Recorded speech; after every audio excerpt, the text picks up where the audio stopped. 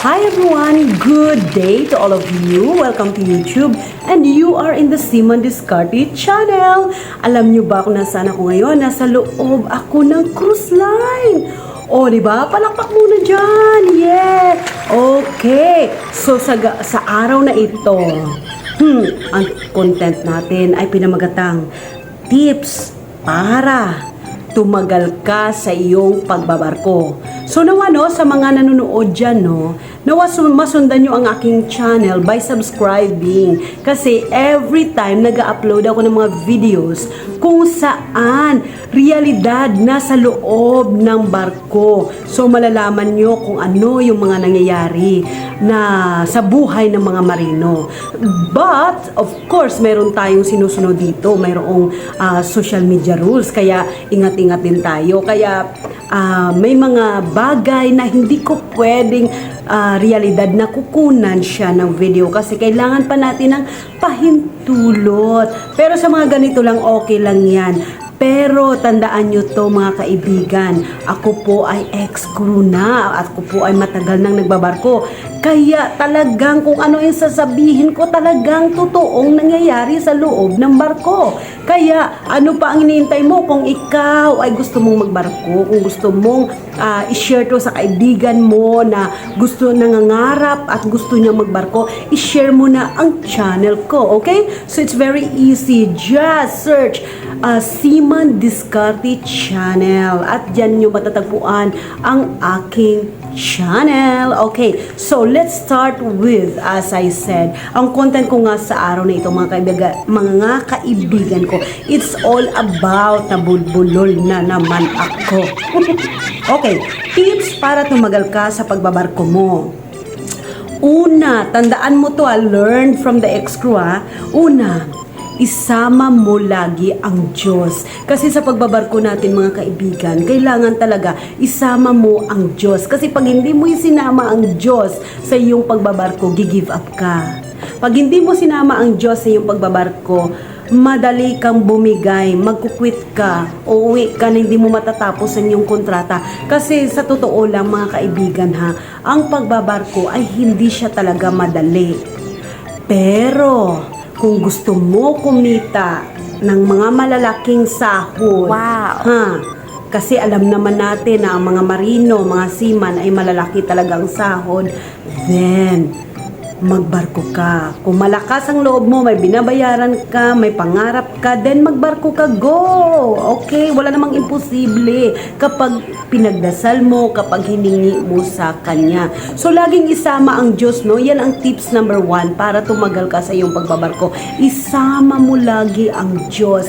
Kasi, importante yan, guys. Siya dapat ang number 1 na kasama mo. Ako, pag natutulog ako, yung Bible ko, hag na hag ko yan. Kasi, alam kong ang pagbabarko na to, ang buhay barko, hindi ko talaga matatapos kung wala ang Diyos. Okay? So, importante yan. Tandaan mo, ano man ang gagawin mo, pagising sa umaga, magsimula ka sa trabaho, or else, ikaw ay estudyante at nangarap ka magbarko, pray, always pray. At lagi mong hingin sa Diyos na gabayan ka, na makapagbarko ka, or else, kung ikaw naman ay nasa loob ng barko, matapos mo ang kontrata mo nang maayos ang ligtas.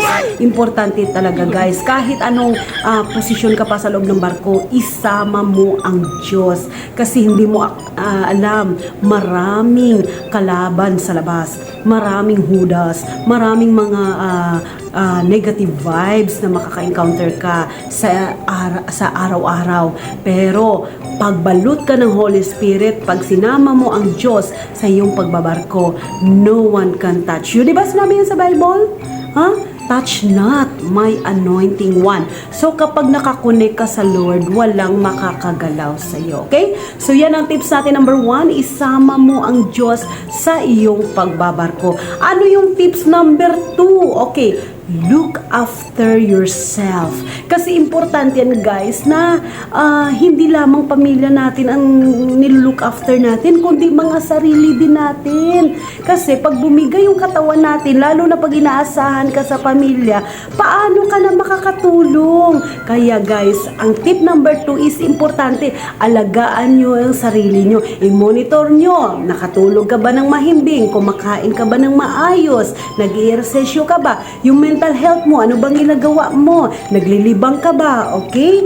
So, alagaan mo ang sarili mo. Hindi ibig sabihin na alagaan mo, maglibang ka na magkipag-inuman ka to the max or manigarilyo ka ng to the max. Ang ibig sabihin is, kailangan monitor mo yung tulog mo, monitor mo yung pagkinakain mo, ang exercise mo, kailangan nakamonitored siya para ma-monitor mo na ikaw ba ay physically fit at ready ka pa ba sa mga task mo sa buong araw kahit gaano kadami at kabigat yan. So, importante no, alagaan natin ang sarili natin. At paano mo nga ba alagaan ang sarili natin? Isa pa yan ha, kailangan filled ka as nasabi ko na sa tips number 1, kailangan balot ka ng banal na espiritu din. So, isa rin yan sa pag-aalaga ng sarili, kailangan filled ka rin ng Holy Spirit. Okay? So, i-monitor mo yung mga kinakain mo, ha?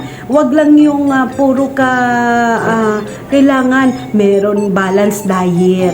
May gulay, may isda, kaya hindi lang puro karne. Kailangan balanced diet. So, i-monitor natin ang sarili natin. Yung mental health natin, yung physical health, yung spiritual health, i-monitor natin lagi yan. I-check natin yan kung okay pa. Lalo na breadwinner ka sa pamilya nyo, naku po, kailangan talaga alagaan mo ang sarili mo, okay? No matter what happen, huwag kang matakot mag-invest sa mga vitamins or sa mga para sa sarili mo, okay? Kasi para yan sa sarili mo. So, look after yourself. So, ang number 1 natin tips para tumagal ka sa pagbabarko is isama lagi ang Diyos. Pangalawa, look after yourself. Okay? So, yung pangatlo natin is pakikisama, guys. Importante yan. Kailangan marunong kang makisama sa barko. Kung mayaman ka sa Pilipinas, kung manager ka doon sa Pilipinas, dito, pakikisama ka kung anong position mo, okay? Huwag kang magbayabang at kung ano yung mga nalalaman mo sa land base, huwag mo nang dalhin dito dahil dito, iba naman ang culture dito, iba naman ang kailangan mong i-adapt dito. Mag-adjust ka, hindi yung kami pa yung mga senior mag-adjust sa'yo. Okay? So, pakikisama, isa yan, guys. Kaya, dahil pag hindi ka marunong makisama, hindi matapos ang kontrata mo dahil marami kang kalaban. Okay?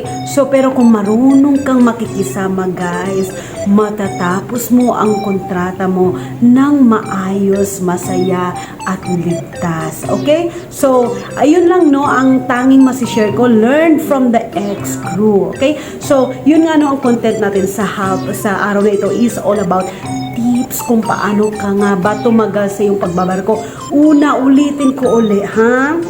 Isama mo lagi ang Diyos. Number 1 yan. No matter what happen, pagising mo sa umaga, magdasal ka, magpatugtog ka ng Christian song, umattend ka sa mga fellowship. Okay, and then pangalawa, alagaan mo yung sarili mo. Muntik na ako magkamali. Alagaan mo yung sarili mo.